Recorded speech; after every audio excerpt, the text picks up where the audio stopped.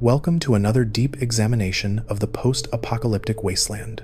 Today we are documenting the actual military structure of the new California Republic during the Mojave Campaign. We are presenting the factual organizational breakdown of new California Republic forces, from squad composition to supply chains, from ranger hierarchies to the brutal mathematics of desert warfare. In 2281, the new California Republic military was the largest fighting force in the wasteland, fielding thousands of troops across hundreds of miles. Yet this massive machine was held together by black market deals, conscripted teenagers, and supply lines so fragile that frontline soldiers fought with broken equipment while heavy armor sat protecting Brahmin ranches. This is how the Republic's war machine actually functioned, and how it slowly consumed itself from within. And if you genuinely enjoy these factual explorations of the post-apocalyptic wasteland, consider subscribing and liking the channel, but only if you like the content.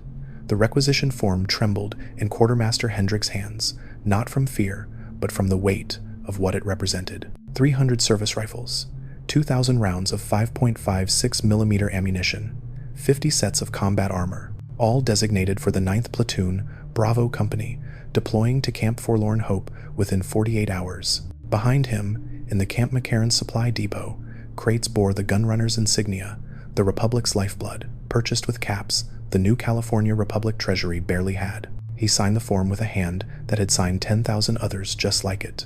The machine demanded feeding, always feeding. Across the tarmac, Private Second Class Maria Chen stood in formation with 43 other conscripts, their 2-week training period complete. The drill sergeant's voice cut through the Mojave heat like a blade. You are now property of the new California Republic Army. Some of you will earn less than 200 caps a month. Most of you will never see home again, but you will hold the line. Chen was 17 years old. The draft notice had arrived at her family's Brahmin ranch 3 months ago. The Republic needed bodies. The Republic always needed bodies. In the officers' quarters at Camp McCarran, Colonel James Shue reviewed casualty reports in the dim light of a salvaged desk lamp. 1,000 new California Republic soldiers dead in the Mojave Campaign this year alone. The same as last year. The same as the year before that. 3 battalions had marched into this wasteland in 2253, over 2,000 men and women, seeking to avenge 38 murdered citizens. Nearly 3 decades later, the Mojave had consumed an entire generation. The machine ground on. It always ground on. The organizational chart on Shue's wall told the story in stark bureaucratic clarity. At the top, General Lee Oliver, commander of all Mojave operations. Below him, a pyramid of colonels, majors, captains, lieutenants, each commanding their piece of the Republic's iron fist. Camp McCarran housed the largest garrison outside Hoover Dam itself. Companies, platoons, squads of 10 soldiers each, led by sergeants who had learned war the hard way. 4 squads made a platoon, 4 platoons made a company, 5 companies formed a battalion. On paper, it was elegant. In practice, it was chaos barely contained.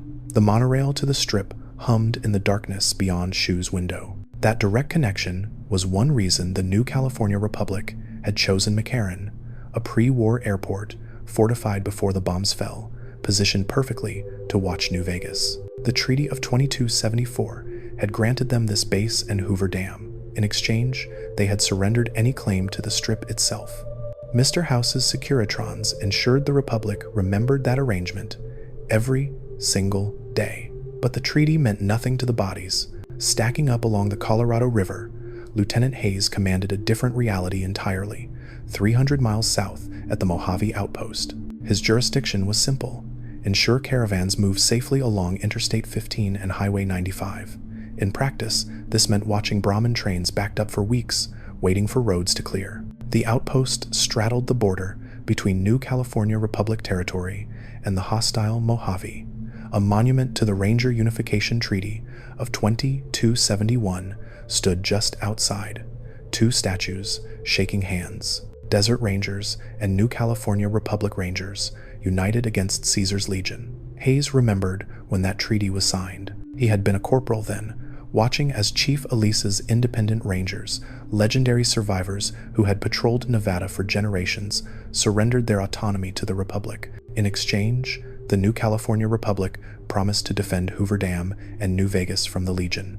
The Desert Rangers brought their expertise, their distinctive trench coats, their pre-war United States Marine Corps combat armor. The New California Republic brought numbers, overwhelming, crushing numbers. The integration had not been seamless. Desert Rangers became New California Republic Rangers, but they maintained separate ranks, separate equipment, separate traditions. Regular Rangers wore patrol armor, manufactured in New California Republic factories.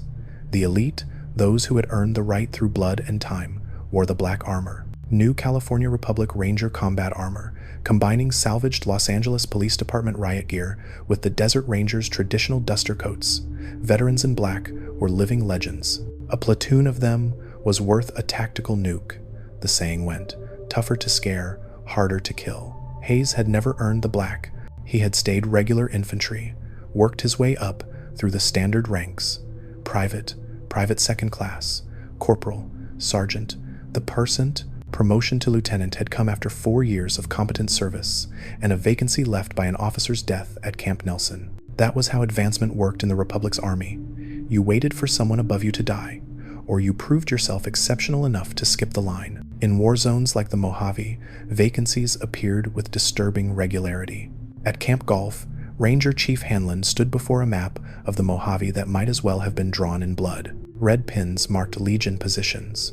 Blue pins marked New California Republic positions. The pins told a story of overstretched supply lines, undermanned outposts, and a war the Republic could not win through attrition.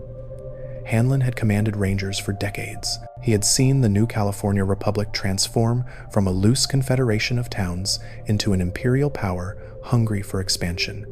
He had watched good soldiers die for bad strategy. The radio crackled behind him. "Chief, we have got movement along the Colorado. Looks like Legion scouts probing our eastern perimeter again." Hanlon acknowledged the report without turning from the map. This was the reality General Oliver refused to accept. The Legion was not beaten. 4 years after the First Battle of Hoover Dam, Caesar's forces were stronger than ever. And the New California Republic's most experienced Rangers? Oliver had shipped them to Baja to chase ghosts, leaving the Mojave undermanned and vulnerable. Hanlon's own intelligence reports painted a nightmare scenario. The Long 15, the primary supply route from California into the Mojave, stretched longer with every passing month, slower to receive supplies, slower to receive reinforcements.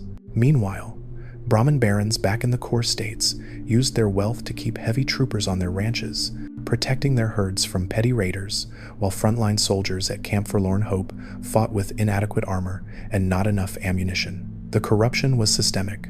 Brahmin barons had only one vote each, same as any citizen.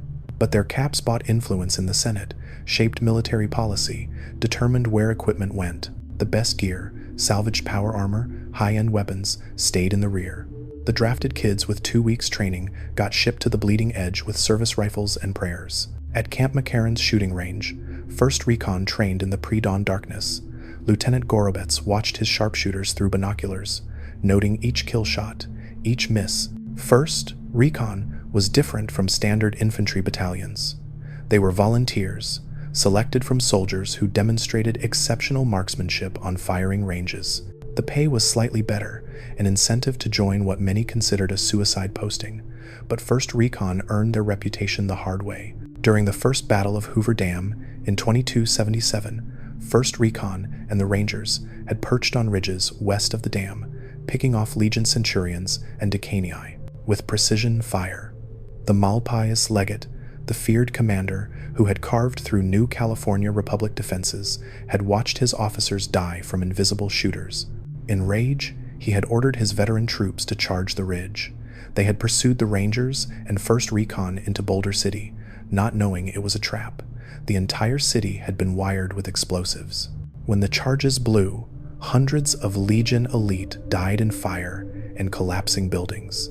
That victory had broken the Legion assault. It had also broken the Malpais legate himself. Caesar had thrown him into the Grand Canyon for his failure, but 1st Recon's honor had been stained 1 year later at Bitter Springs. Corporal Boone did not talk about Bitter Springs, neither did the other survivors. But Gorobets knew what happened. Everyone in command knew. A large New California Republic force had moved against what intelligence claimed was a Great Khan staging base used for raids on Republic territory. 1st Recon had positioned sharpshooters on Coyote Tail Ridge, overlooking the encampment. The main force had been spotted too early. The Khans began evacuating down a canyon passage, directly into 1st Recon sights. Women, children, elderly, wounded, not combatants, civilians fleeing for their lives. Sergeant Boone had radioed command, reported the situation, requested clarification. The order came back: shoot until you are out of ammunition. Some officer who did not understand the ground situation, who saw targets instead of people. 1st Recon followed orders. Dozens of unarmed civilians died in the canyon. The massacre went unreported in New California Republic press. The military immediately began damage control, but the psychological wounds remained, festering in the soldiers who had pulled those triggers. Several members of 1st Recon had left service afterward, unable to live with what they had done. Others, like Major Daughtry, tried making amends by adopting Great Khan orphans. Daughtry had raised Bitterroot, who had grown up and joined 1st Recon himself, a cruel irony that was not lost on anyone involved. The battalion's motto was "the last thing you never see." After Bitter Springs, it carried different weight. Now, Alpha Team of 1st Recon was stationed at Camp McCarran, watching for fiends, drug-crazed raiders who attacked with suicidal aggression. The fiends operated from Vault 3, and New California Republic intelligence suspected Caesar was supplying them with chems and intelligence, using them to harass the Republic's western flank. One shot, one kill. That was 1st Recon's way. They worked in pairs, spotter and shooter, Betsy and 10 of spades, Bitterroot and Sterling, each pair a precision instrument of death. The red berets marked them as 1st Recon. The shoulder insignia, a bear skull over crossed rifles, represented their legacy. When regular New California Republic troopers saw those berets, they felt safer. When fiends saw them, they ran. 1st Recon had earned respect through blood, but elite units could not win wars alone. General Oliver understood this, even if he applied the lesson incorrectly. His solution was the Heavy Trooper Corps, soldiers outfitted in New California Republic salvaged power armor. The armor had come from the Brotherhood War, a decade-long conflict that had raged across California. The New California Republic had fought the Brotherhood of Steel to a standstill, captured numerous suits of T-45D power armor in the process. Brotherhood scribes had initially laughed when they saw New California Republic soldiers looting power armor. The technology required specialized training. After all, then New California Republic technicians had simply ripped out the joint servos and power supplies. What remained was heavy armor that required no training to wear. It felt like carrying a Brahmin on your back, as Chief Hanlon described it, but the protection was extraordinary. A yellow New California Republic bear marked the chest plates. Red stripes ran down the arms. Heavy troopers became General Oliver's elite shock troops, second in combat effectiveness only to veteran Rangers. The political decision to deploy heavy troopers revealed the Republic's priorities. 6 heavy troopers guarded Oliver personally. Pairs of them stood watch outside Colonel Shu's office at McCarran. More protected Hoover Dam's visitor center. But most heavy troopers remained in core New California Republic territory, protecting Brahmin ranches from small-time raiders. The armor that could turn the tide at Camp Forlorn Hope, where regular soldiers died weekly to Legion raids, sat in the rear, guarding private property.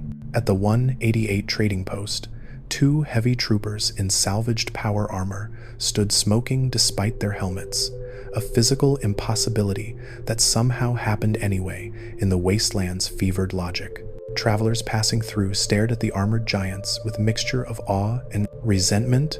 Those suits represented wealth and power ordinary soldiers would never see. A private earning less than 200 caps monthly could not afford the ammunition those heavy troopers wasted on firing range practice. The economic reality of the New California Republic military was brutal in its simplicity. Enlisted pay was poverty level. Benefits came only after honorable discharge if you survived long enough to earn one. Officers made significantly more, creating a class divide within the ranks. Promotions could happen quickly in combat zones where death created constant vacancies, but rising through peacetime postings required years of service and political connections. Under President Kimball's administration, male officers received disproportionate promotions compared to females, despite the Republic's egalitarian conscription that drafted men and women equally. The draft itself was the machine's true horror, age 16 for voluntary service, though most recruits came through conscription from new California Republic states. Farm kids who had grown up handling firearms, ranch hands who knew Brahmin better than people, small-town teenagers who had never left their settlements. The new California Republic needed bodies to feed into the Mojave meat grinder, so it took them 2 weeks of basic training, just enough to teach them which end of the rifle to point, then deployment to camps with names like Forlorn Hope and Bitter Springs. Some conscripts completed training and joined specialized units. The Field Preparations Division handled construction and logistics. Medical units included field medics who specialized in battlefield trauma, learning to amputate limbs with rusty scalpels, performing triage under Legion artillery fire. The new California Republic Military Police maintained law enforcement on bases and in occupied territories, their authority backed by the threat of military prisons like the new California Republic Correctional Facility. Engineering Corps worked on dam fortifications, mine laying, infrastructure repair. Communications specialists managed radio networks that barely functioned across the Mojave's radiation-scarred landscape. If you are engaged with this account so far, hit that like and subscribe button. At Mojave Outpost, Major Knight kept meticulous logs of traffic passing through: caravans, pilgrims, citizens, new California Republic personnel. Border guard duty was not glamorous, but it beat eastern postings where the Legion patrolled thick. Knight's real skill was repair work. He could fix almost anything mechanical, a talent that made him invaluable in a wasteland where replacement parts did not exist. Troopers brought him weapons, armor, tools. He charged fair prices and used the caps to supplement his officer's salary. In the new California Republic military, everyone found ways to survive.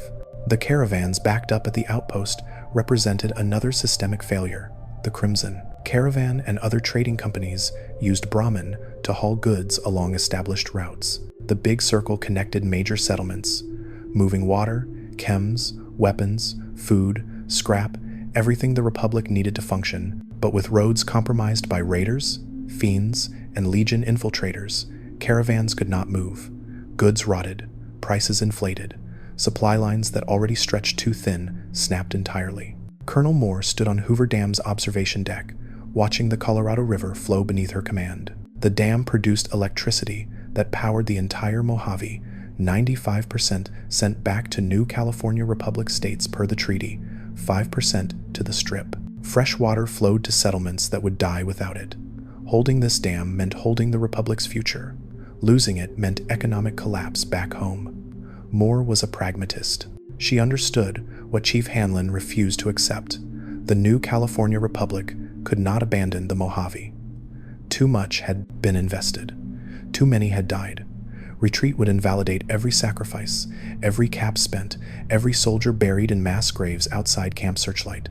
So the Republic would hold, would continue feeding soldiers into the war, would maintain the machine that ground souls into strategic objectives.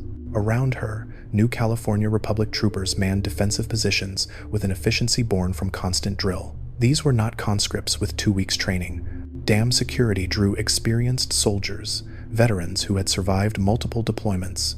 They carried marksman carbines, assault carbines, riot shotguns, high-end weapons rarely seen at forward bases. Their combat armor bore the wear of actual use, not the pristine condition of rear echelon equipment. These were the troops who would hold against the coming Legion assault, because everyone knew it was coming.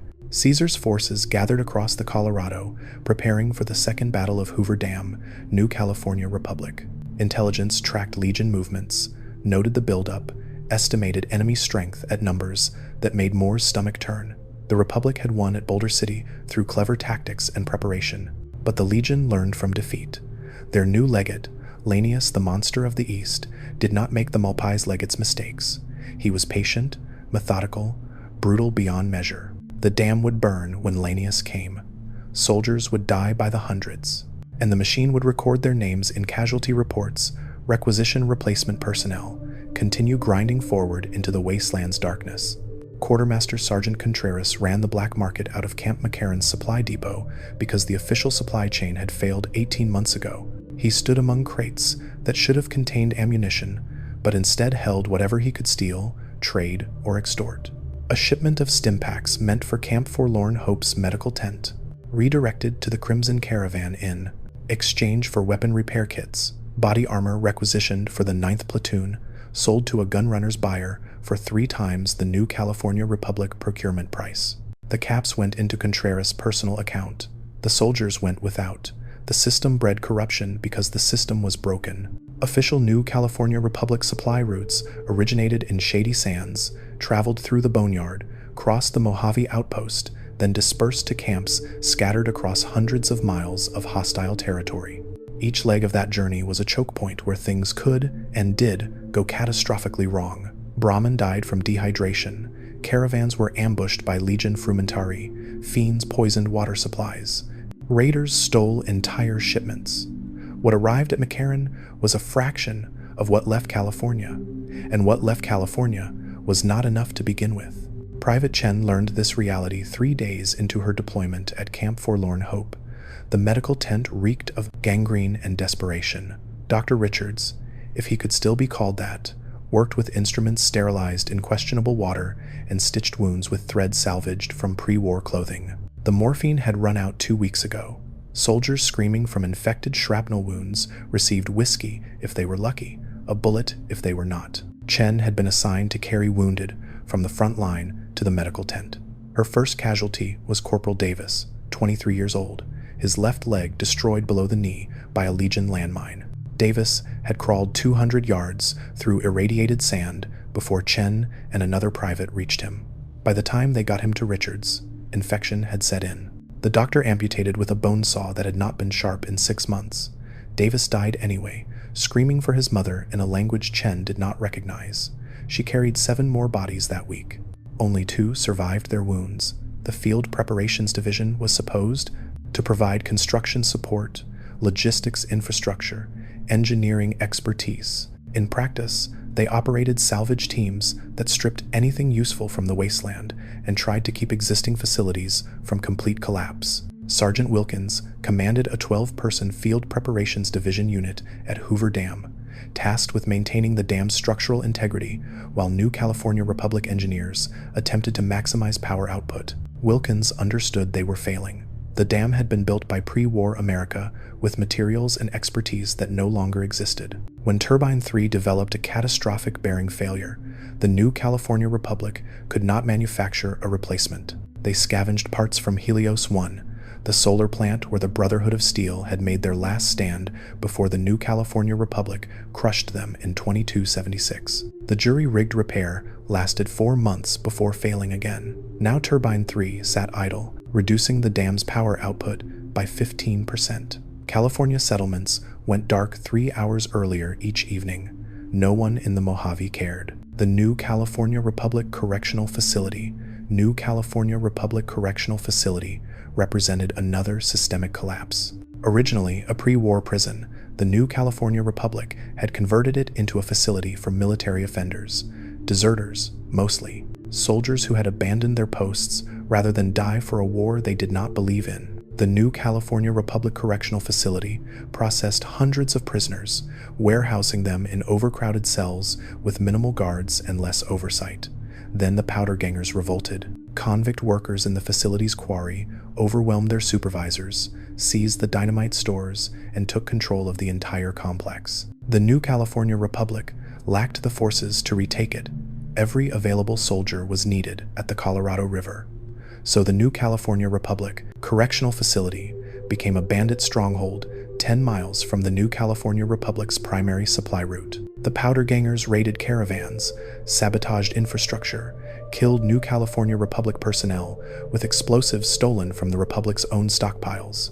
Another wound the machine could not stop to treat. At Ranger Station Bravo, Ranger Morales watched the eastern horizon through night vision binoculars salvaged from a dead veteran ranger. The station was one of 5 along the Colorado River: Bravo, Charlie, Delta, Echo, Foxtrot, each manned by 4 to 6 rangers responsible for monitoring hundreds of square miles. Station Alpha had existed once, but the Legion had overrun it in a night raid 14 months ago. No survivors.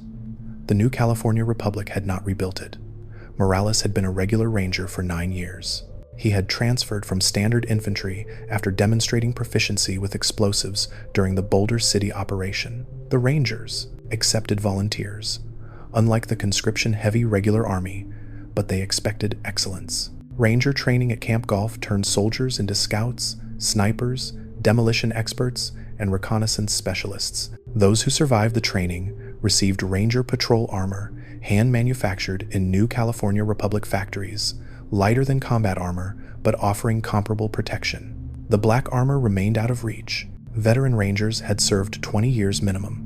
They had earned their status through combat actions that regular soldiers could not imagine. The Ranger Sequoia revolvers they carried bore inscriptions for honorable service and 20 years. Each weapon was custom crafted, a symbol of dedication that transcended mere survival. Morales had 11 years left before he could even request consideration for veteran status, if he lived that long. If the Republic still existed, his station's primary mission was intelligence gathering, Legion movements, raiding, patterns, supply routes, command structures. Morales filed reports to Camp Golf twice daily via radio, encrypted with codes that changed weekly. Chief Hanlon compiled these reports into strategic assessments that General Oliver promptly ignored. Oliver believed in overwhelming force, not subtle intelligence. He wanted body counts, not tactical advantages. The communication network itself was held together by salvaged pre-war radio equipment and the technical expertise of New California Republic Signal Corps specialists. Sergeant Reyes ran communications at Camp McCarran, maintaining a relay network that connected outposts across the Mojave. When equipment failed, which happened constantly, Reyes scavenged replacement parts from ruins, junkyards, and occasionally dead soldiers' backpacks. A working radio could mean the difference between a successful defense and complete annihilation. Reyes had seen both outcomes too many times. The mechanized divisions existed mostly on paper. The New California Republic had trucks, salvaged pre-war vehicles converted to run on whatever fuel could be procured, usually biodiesel rendered from Brahman fat or ethanol distilled from plant matter. Camp McCarran's vehicle depot maintained perhaps 15 operational trucks at any given time, used primarily for supply transport between McCarran and Hoover Dam. The notion of mechanized cavalry, armored vehicles providing mobile firepower, was fantasy. The Republic lacked the industrial capacity to produce or maintain combat vehicles in meaningful numbers. What they did have was vertibirds, 2 of them, maintained at McCarran by a crew of specialists who had learned their craft from captured Enclave technical manuals. The vertibirds represented the peak of New California Republic military technology, pre-war military aircraft that could transport troops or provide fire support. They were also irreplaceable. Losing a single vertibird would set the Republic's air capability back by years, so they sat in hangars most of the time, reserved for critical missions and presidential visits. President Kimball's visit to Hoover Dam exemplified New California Republic leadership's disconnect from ground reality. The president arrived via vertibird, surrounded by veteran Rangers in black armor, protected by enough firepower to level a small settlement. He gave a speech about the Republic's manifest destiny, the soldiers' noble sacrifice, the certainty of victory. Then he departed, leaving the actual soldiers to face Legion artillery with insufficient ammunition and broken equipment. Major Polatly commanded Camp Forlorn Hope with the grim understanding that his command was a meat grinder. The camp's very nickname, from the title of a book about doomed soldiers, reflected everyone's awareness that this posting was a slow death sentence. Forlorn Hope sat directly across the Colorado from Legion-controlled territory. Legion raiding parties crossed the river weekly. New California Republic casualties accumulated faster than replacements arrived. Polatly's company consisted of 4 platoons, each with 4 squads of 10 soldiers. On paper, he commanded 160 soldiers. In practice, he was lucky to have 100 combat-effective personnel at any given time. Casualties, illness, desertion, and transfers had depleted his ranks. The New California Republic Personnel Division promised replacements, but those promises meant nothing when supply convoys could not get through. The camp's defensive perimeter was maintained by soldiers working 18-hour shifts.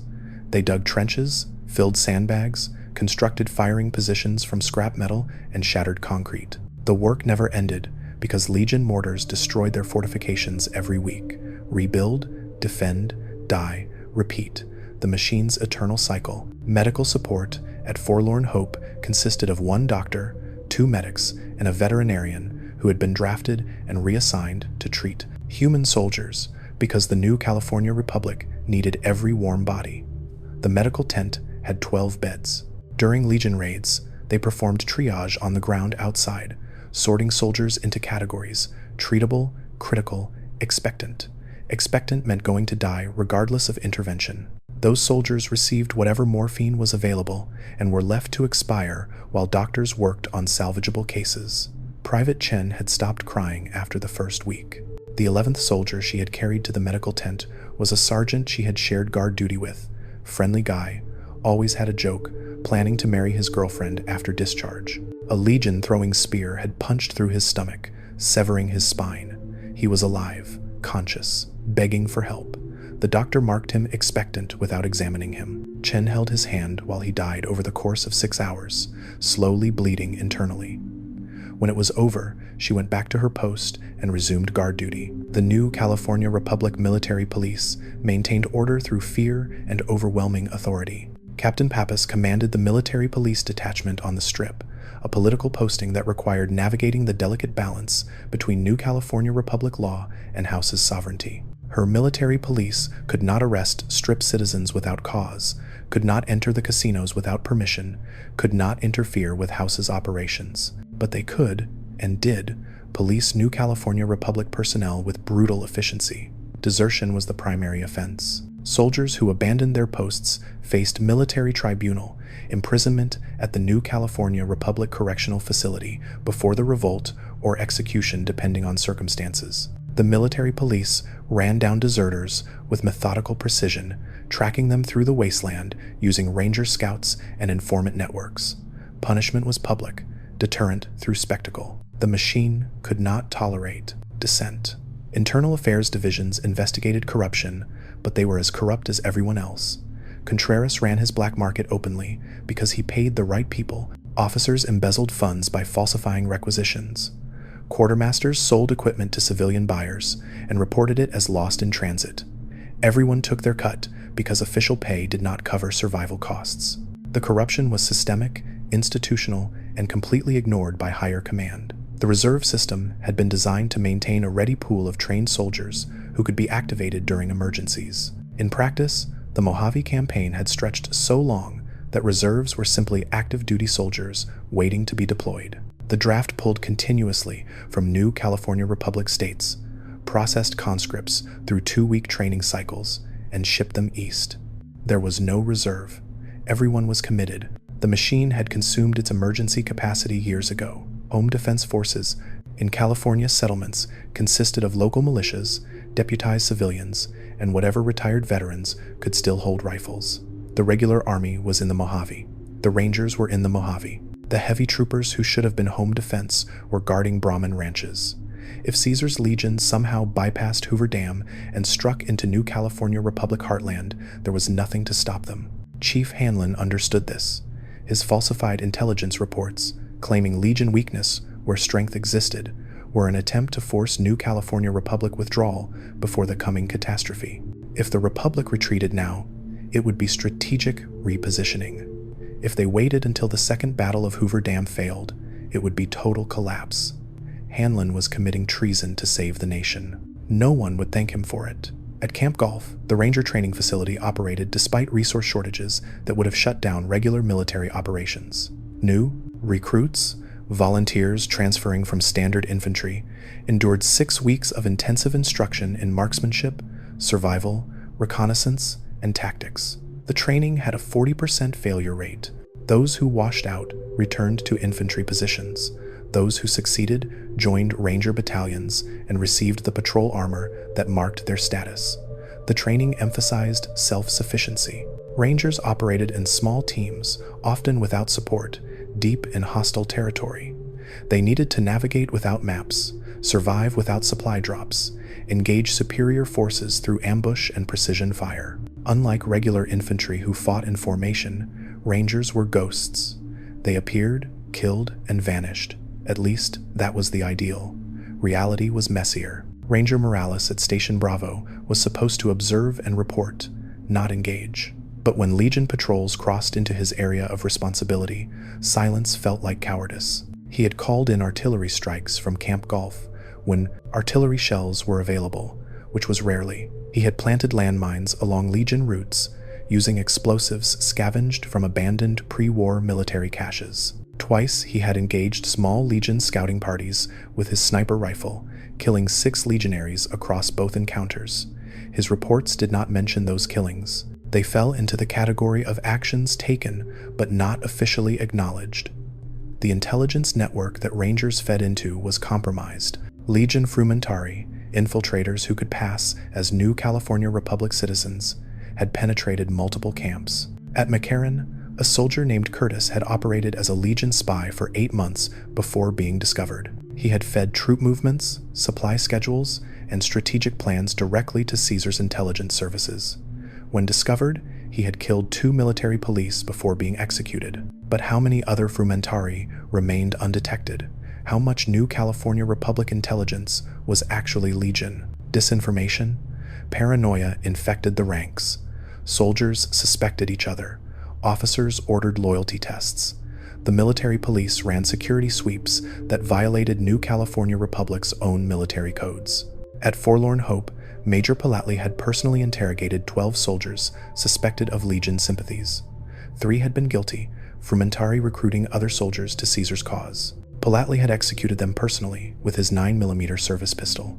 The other 9 had been innocent, traumatized by the investigation, forever marked as suspect in their unit's eyes.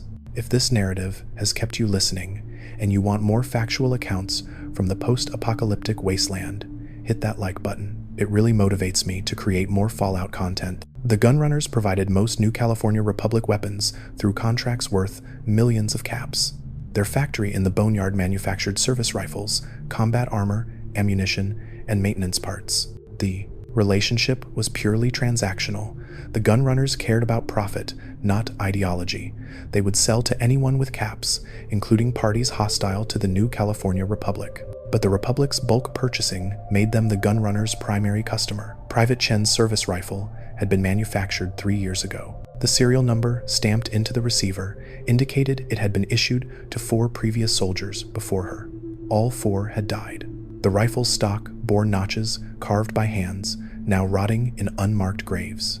Chen added her own mark, a small MC scratched near the trigger guard, claiming ownership of a weapon that would outlive her. The service rifle was reliable, at least semi-automatic, 5.56mm, effective to 300 yards. Crude compared to pre-war military weapons, but manufacturable with post-war industrial capacity. The Gunrunners understood that perfection was unattainable. Adequate and available beat superior and impossible. High-end weapons existed in limited quantities. Marksman carbines with improved accuracy, assault carbines with selective fire, anti-materiel rifles for long-range engagements. These weapons went to elite units, veteran Rangers, 1st Recon, heavy troopers, officers, regular infantry, made do with basic equipment and hoped to loot something better from dead enemies. The Legion did not manufacture weapons. They scavenged them from battlefields, stripped them from corpses, captured them from defeated foes. This created a perverse incentive structure. Every New California Republic soldier who died with a service rifle potentially armed a legionary. Every ammunition crate captured supplied Caesar's war machine. The New California Republic was, in effect, arming its own enemy through its casualties.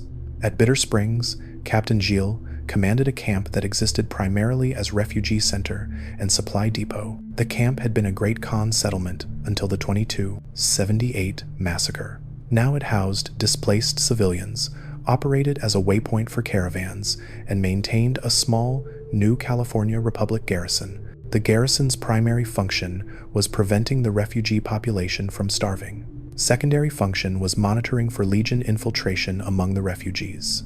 Gilles knew at least a dozen Frumentari lived among the refugees. She could probably identify half of them, but without proof and lacking resources to properly investigate, she simply watched them, documented their movements, and waited for them to make mistakes. It was intelligence gathering through patience rather than action. Sometimes patience was all you had. The refugee situation illustrated the Mojave Campaign's forgotten cost. Thousands of civilians displaced by fighting, their settlements destroyed, their families scattered. The new California Republic promised protection but could not deliver. Refugee camps became permanent settlements, children growing up in tents with no education, no future, no hope. The machine ground through civilians as efficiently as it ground through soldiers. Hoover Dam loomed over everything, literally and figuratively. The dam represented water, power, strategic control, economic dominance. Losing it would cripple the new California Republic's expansion, possibly trigger economic collapse back home. Colonel Moore commanded the dam's garrison with absolute understanding of what was at stake. She would hold this position against any force, at any cost, using any method. Her garrison rotated personnel through 6-month deployments. Soldiers served at the dam, rotated back to McCarran or other camps for rest, then returned to the dam. The rotation schedule was supposed to maintain morale and combat effectiveness. In practice, it just meant soldiers knew they would be back at the dam eventually, facing the next Legion assault with the same insufficient resources. The Second Battle of Hoover Dam was coming. Every intelligence report, every Legion movement, every strategic indicator pointed to imminent attack. Caesar was gathering his forces across the Colorado. Legate Lanius, the monster of the East, was positioning his cohorts for the assault. The new California Republic knew it was coming. They simply could not stop it. The machine would grind on. Soldiers would die. The dam would hold or fall. And somewhere in shady sands, bureaucrats would file reports, requisition replacement personnel, and continue feeding bodies into the wasteland's infinite hunger. The radio intercept came through Sergeant Reyes' communication station at 03:47 hours. Legion forces moving in massive numbers toward Hoover Dam. Fermentari, embedded in New California Republic camps, had delayed reporting for 6 critical hours, enough time for Caesar's cohorts to position themselves for assault. Reyes transmitted emergency alerts to every New California Republic installation in the Mojave. By 04:200, the machine was lurching into motion, too slowly, always too slowly. General Lee Oliver stood in Hoover Dam's control room, surrounded by maps that showed a nightmare unfolding. 8 Legion cohorts, nearly 4,000 soldiers, converging on the dam from multiple approach vectors. His available forces, 2 new California Republic battalions, scattered Ranger units, whatever reinforcements could reach the dam before the Legion arrived. The mathematics were brutally simple. The new California Republic was outnumbered nearly 2-1 at the point of contact. Oliver's faith in his heavy troopers remained absolute despite every strategic warning Chief Hanlon had provided. 6 heavy troopers in salvaged power armor stood behind Oliver as personal bodyguards, elite soldiers who should have been deployed along the dam's defensive positions, anchoring the line where fighting would be thickest. Instead, they guarded one man. The general's fear of assassination outweighed tactical necessity. The machine protected its command structure even as its foundation crumbled. At Camp Forlorn Hope, Major Palatli received deployment orders that transformed his garrison from defensive position to mobile reserve. Load every combat-effective soldier onto trucks, move to Hoover Dam, reinforce the eastern defensive line. He had 73 soldiers capable of fighting. 27 remained in the medical tent, 2 wounded to move. 12 were on desertion charges, locked in improvised cells. Another 15 had simply vanished into the wasteland over the past month, gone without word, without trace, consumed by the war, or swallowed by the desert. Private Chen loaded her service rifle with ammunition she had been hoarding for 3 weeks, 60 rounds total, tucked into her combat armor's pouches, alongside 2 fragmentation grenades and a combat knife she had taken from a dead legionary. The knife had killed New California Republic soldiers before she had claimed it. Now it would kill Legion. The circle continued, eternal and meaningless. The truck convoy from Forlorn Hope moved through darkness along roads that had not been maintained in years. Pre-war asphalt crumbled under military vehicle weight. The lead truck hit a pothole, shattered its front axle, blocked the road. Palatli ordered it pushed aside manually. 20 soldiers strained against dead weight, while Legion scouts watched from distant hills, radioing positions back to their legate. At 0612, The convoy reached Hoover Dam's western approach. Legion artillery captured New California Republic howitzers, turned against their former owners, began shelling the road. The third truck in Palatli's convoy took a direct hit. The explosion vaporized 6 soldiers instantly. Shrapnel tore through the following vehicle, killed 4 more, wounded a dozen. Chen survived because she had been in the second truck. Luck and positioning, the only things that mattered in combat.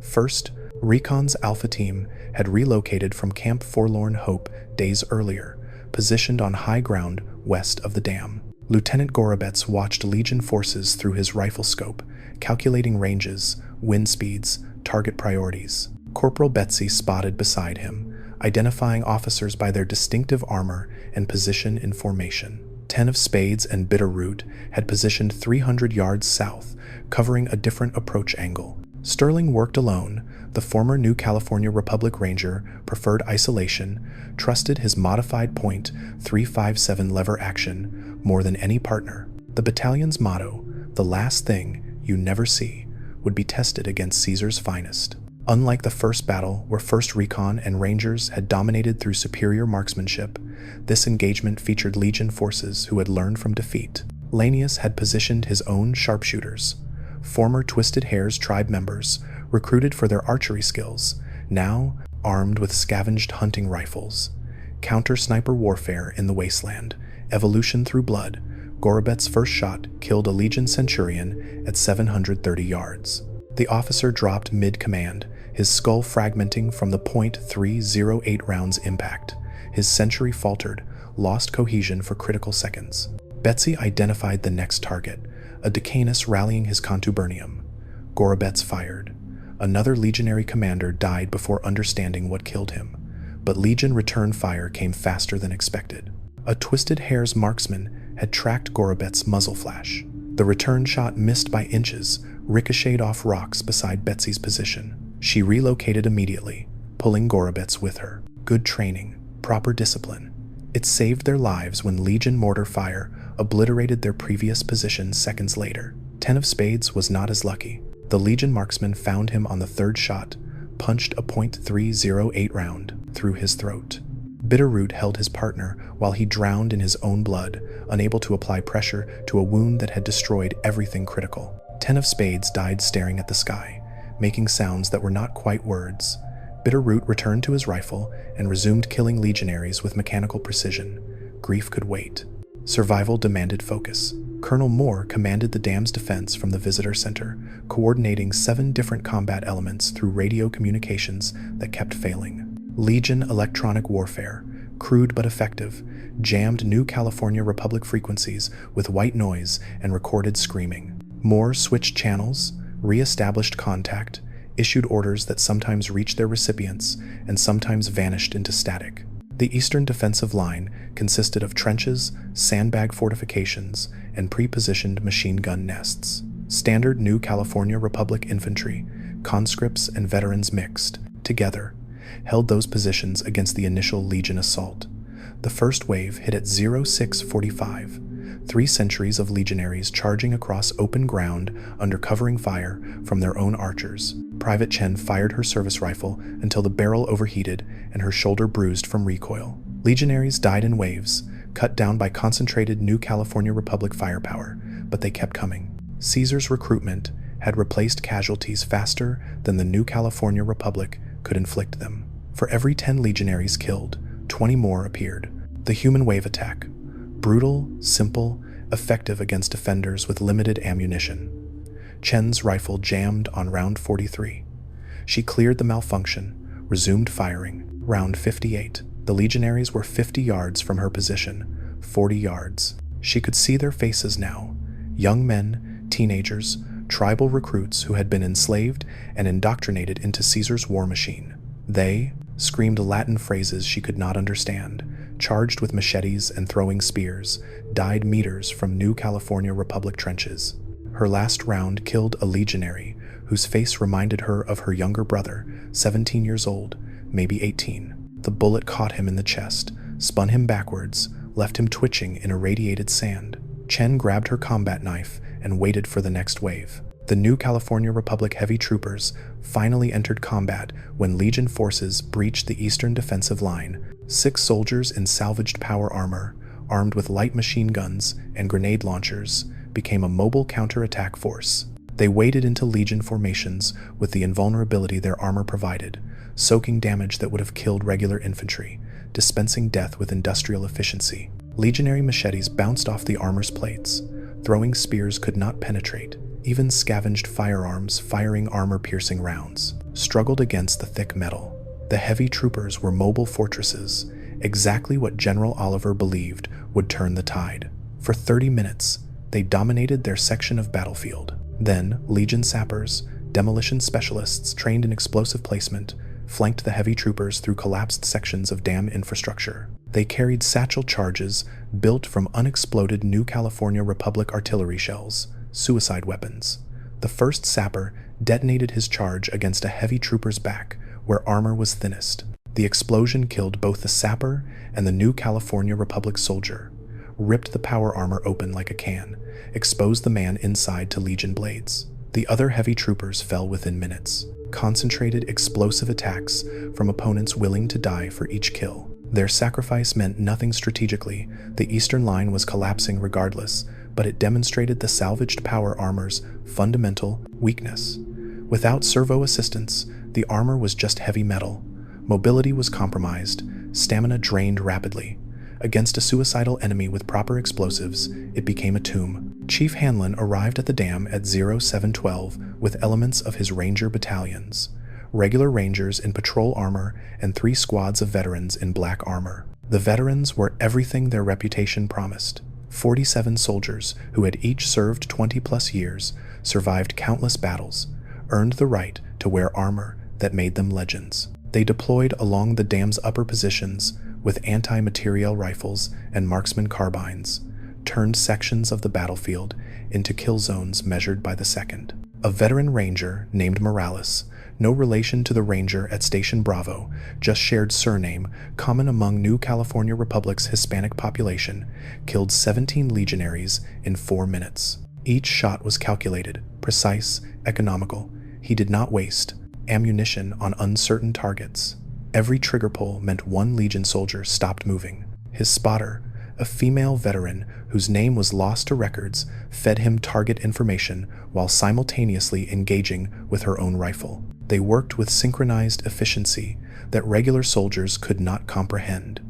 But veterans were not invincible.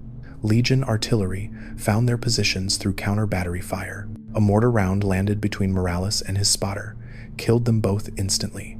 Their bodies remained at their posts, rifles still aimed downrange, black armor unmarred by the shrapnel that had pulped their internal organs.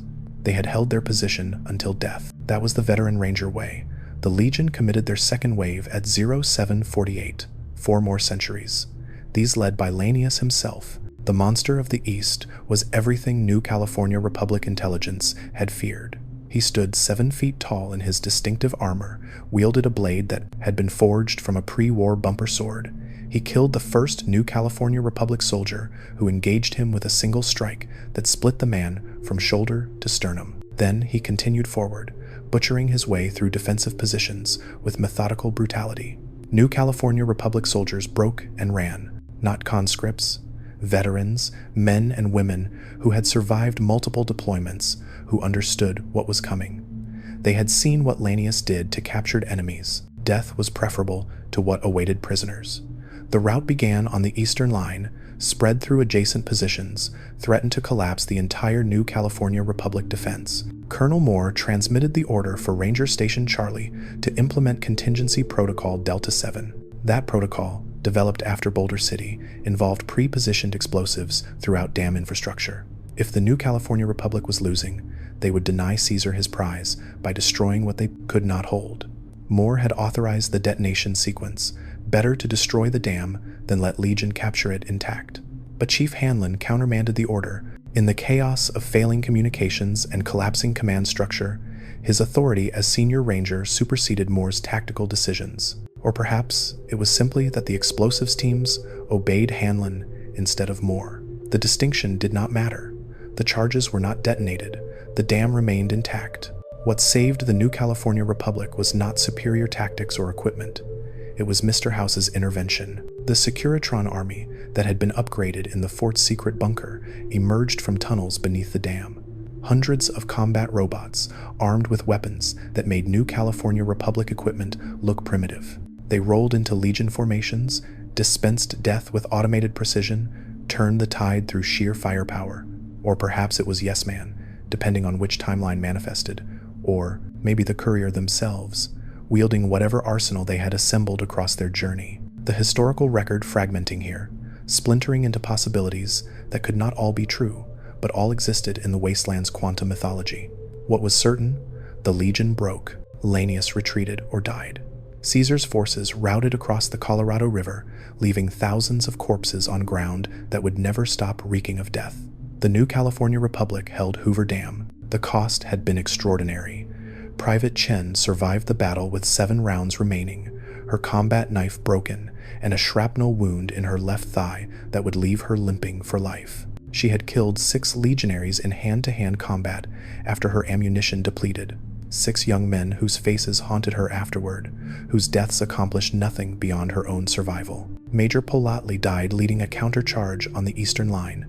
A Legion Pilum, throwing spear, caught him in the stomach, punctured his intestines, left him to die slowly while his soldiers fought around his body. He remained conscious for 11 minutes, long enough to understand the battle's outcome was uncertain, not long enough to learn the New California Republic had won. First Recon's Alpha team lost 2 members, 10 of Spades and Sterling, who had been killed by Legion counter-snipers in the battle's final phase. Lieutenant Gorobets, Corporal Betsy, and Sergeant Bitterroot survived. The battalion would recruit replacements, continue operations, maintain its legend. Individuals were expendable. The unit persisted. Casualties across New California Republic forces exceeded 800 dead, 1,400 wounded. Many of those wounded would die from infection, inadequate medical care, or deliberate euthanasia when morphine ran out. The machine processed their names into reports, transmitted casualty figures to Shady Sands, requisitioned replacement personnel from the draft pools. General Oliver claimed victory in official communications. President Kimball delivered speeches about the Republic's triumph, the soldiers' courage, the certainty of continued expansion. The propaganda machine functioned smoothly, even as the military machine ground itself to fragments. Chief Hanlon submitted his resignation and, in some timelines, his confession regarding falsified intelligence reports. His fate varied, depending on how events unfolded: execution for treason, quiet retirement, or suicide in his office at Camp Gulf. The specifics were lost to wasteland mythology.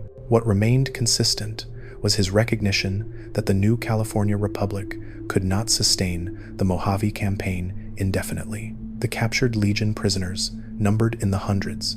President Tandy's laws from decades prior guaranteed humane treatment, proper care, no torture or abuse. The New California Republic attempted to honor those laws. But when medical supplies could not treat New California, Republic wounded, Legion prisoners went untreated. When food ran short, prisoners received reduced rations. When ammunition remained scarce and Legion forces regrouped across the Colorado, summary executions of prisoners became unofficial policy, rationalized as battlefield necessity. Private Chen participated in one such execution detail. 20 Legion prisoners lined up against a wall, shot by firing squad.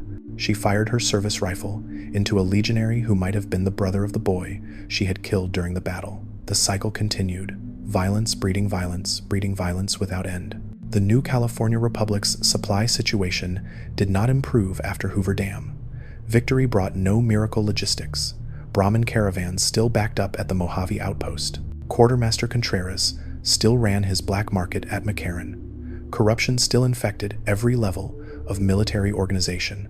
The machine had won a single battle, not the war, not sustainability, not competence. At Camp Forlorn Hope, the garrison that had deployed to Hoover Dam returned to find their camp occupied by fresh conscripts, teenagers who had completed 2 weeks of training and been assigned to the frontier's bleeding edge. The veterans looked at these new soldiers and saw corpses, maybe in weeks, maybe in months, but inevitable. The machine consumed bodies. That was its only consistent function. Ranger Station Bravo remained undermanned, monitoring Legion movements that suggested regrouping rather than defeat. The war would continue. Caesar would not abandon the Mojave. His Legion would return, larger and better prepared. The new California Republic would face them again with the same insufficient resources, the same corrupt supply chains, the same systemic failures. The Brahmin barons back in California continued using their wealth to influence Senate decisions. Heavy troopers continued guarding ranches, while frontline camps requested reinforcements that never arrived. The gun runners continued manufacturing weapons for profit without ideology. The Field Preparations Division continued jury-rigging infrastructure that crumbled faster than it could be maintained. The machine's nature was eternal consumption. It devoured soldiers, resources, territory, hope. It processed everything into casualty reports and requisition forms. It transformed human lives into strategic objectives, measured success in captured territory rather than preserved souls. Private Chen received promotion to Private First Class for her actions during the battle. The promotion came with a pay increase of 15 caps per month. She used the extra money to buy whiskey from a traveling merchant, drank until she could not remember the faces of the boys she had killed, then reported for duty the next morning with a hangover and a service rifle that still jammed on round 43. The new California Republic military structure, its battalions and companies, its ranks and protocols, its supply chains and command hierarchies, continued functioning because function was the only thing it knew. The machine did not require purpose or morality. It simply ground forward, processing inputs into outputs, consuming the wasteland's youth to fuel the Republic's expansion. Hoover Dam stood against the Colorado River, generating power that lit settlements hundreds of miles away. The electricity flowed west, toward California, toward the Senate chambers where politicians debated expansion policies over breakfast. The water flowed to communities that had never seen the Mojave, never smelled cordite and death, never understood the cost of each kilowatt hour. In the dam's control room, technicians monitored turbines that were failing incrementally. Turbine 3 remained offline. Turbine 7 had developed bearing vibrations that suggested imminent failure. The Field Preparations Division lacked replacement parts. The dam's output would decline by another 15% within 6 months. California settlements would experience rolling blackouts. The Senate would demand explanations. The machine would grind forward, consuming engineers alongside soldiers. This was the new California Republic's military in 2281, a dying empire's last desperate effort to sustain unsustainable expansion. Every structure, every rank, every regulation existed to feed bodies into the wasteland's infinite appetite. The machine worked perfectly. That was its horror. The Second Battle of Hoover Dam was won or lost, depending on perspective. The new California Republic held the dam, maintained their treaty position, continued extracting resources from the Mojave, but they had bled for that victory. Bled soldiers they could not replace, equipment they could not repair, credibility they could not restore. Private First Class Maria Chen stood guard at Camp Forlorn Hope 3 weeks after the battle, watching the eastern horizon for Legion scouts who would inevitably appear. Her service rifle was loaded with 60 rounds she had scrounged from various sources. Her combat knife had been replaced with a machete taken from a dead legionary. The wound in her thigh ached in the desert heat. She was 18 years old. She would probably die before 19. The machine had claimed her the day the draft notice arrived. Everything since was borrowed time, counted in heartbeats between Legion raids. Across the Mojave, similar soldiers stood similar watches. Conscripts and veterans, Rangers and regular infantry, military police and medics and engineers. They maintained the structure because structure was all that prevented complete collapse. Battalion to company to platoon to squad, general to colonel to major to captain to lieutenant to sergeant to corporal to private. The hierarchy persisted even as individuals died and were replaced by fresh bodies wearing the same ranks. The new California Republic military machine would continue, grinding until it consumed everything or broke apart from internal contradictions. Neither outcome offered hope. Both were inevitable. War never changes. The machine proves it with every requisition form, every casualty report, every conscript processed through 2 weeks of training before being fed into the wasteland's jaws. The new California Republic had built the largest military force in post-nuclear America. They had conquered territory, defeated enemies, secured resources, and they had created a machine that could only consume, never create. A structure without soul, function without purpose, organization as existential horror. The dam stood, the Legion retreated, the new California Republic declared victory. The machine ground on, eternal and empty, processing the wasteland's future into the wasteland's past, one dead soldier at a time.